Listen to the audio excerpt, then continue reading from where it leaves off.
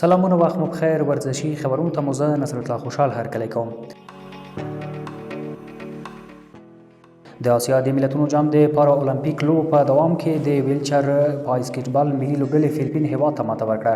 د هیواد د والیبال ملي لوبډلې د آسیایي هیوادونو د پارا المپیک سیالیو په دوام کې د فلیپین لوبډلې ته د 58 په توپیر ماته ورکړه.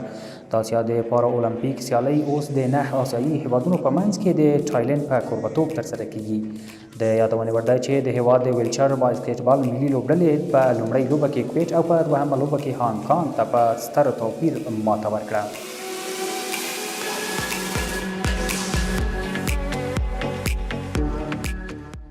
د پکتیکا ولایت د یوسف خیل ولسوالۍ د والیبال په سیالیو کې د غیبي خیلو لوبډلې اتلولي خپله کړه. د پکتیکا ولایت په یوسف خیل ولسوالۍ کې د کوچني اختر په مناسبت د والیبال سیالۍ د یحیی خیل ولسوالۍ د غیبي خیلو کلي لوبډلې په بریا پای ته ورسېدې. دغه سیالۍ چې د لوی اختر په مناسبت پیل شوې 14 ورځې یې دوام وکړ او د یوسف خیلو، یحیی خیلو او خیرکوټ ولسوالیو څخه 14 لوبډلو پکې برخه اخیستې وه. د یاد شوي ټورنمنټ په پایلوبه کې د غیبي خیلو کلي لوبډلې خپل سیال یوسف خیل حضرت یوسف لوبډلې ته د 3-2 په توپیر ماته ورکړه او اتلولي یې خپله کړه.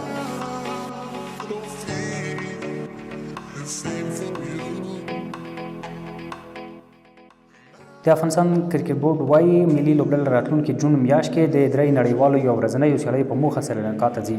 د کرکټ بورډ په وینا یاد سیالۍ به د جون میاشتې په 2، 4 او 9 نیټه د یاد هیواد په کوربتوب همبانټوټا ښار کې ترسره شي.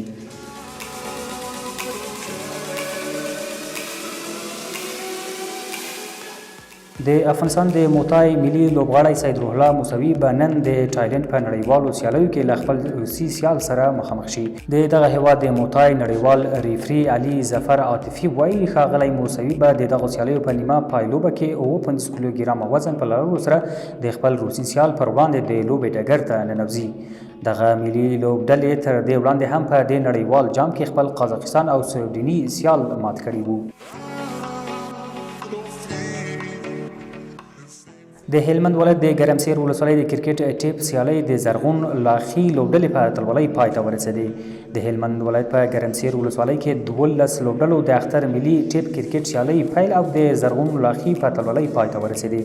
د دې تورنمنټ په پایلوبه کې زرغون لاخي لوبډلې خپل سیال بنیاد ځوانانو لوبډلې ته په 2 ویکټو ماته ورکړه او اتلولي یې خپله کړه.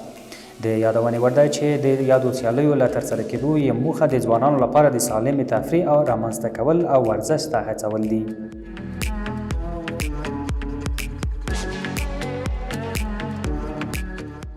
په سرپور ولایت کې د فوټبال سیالۍ یوه میاشت مخکې د 10 ټیمونو په ګډون پیل شوې چې پرون یې د استقلال لیتي ټیم په اتلولۍ سره پای ته ورسېدې.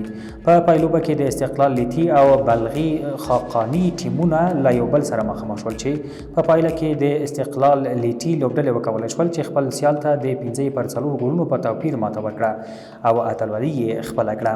د دې سیالیو په پای مراسمو کې د ورزش مسؤلینو سربیره ګڼ شمېر مشرانو، ځوانانو او مینوالو برخه اخیستې وه او د ګټونکو ټیمونو ستاینه یې وکړه.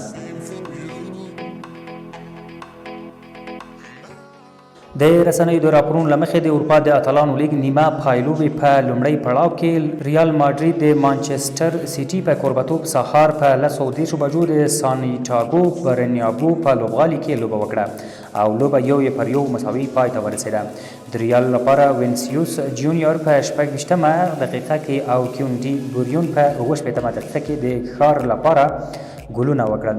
په دې لوبه کې د مانچسټر سیټي په خپلو بریدونو سره پیل وکړ خو ټیبیاوټ کورټوس د تل په څیر د مخالفانو د ګول کولو مخه ونیوله. په داسې حال کې چې لوبه او چانس د ګارډیولا د لوبډلې په لاس کې وو. په ځوابي برید کې وینسیوس جونیور په یوه ځای کې راغی او د ایډریسن په زړه پورې شاټ یې ګول خلاص کړ.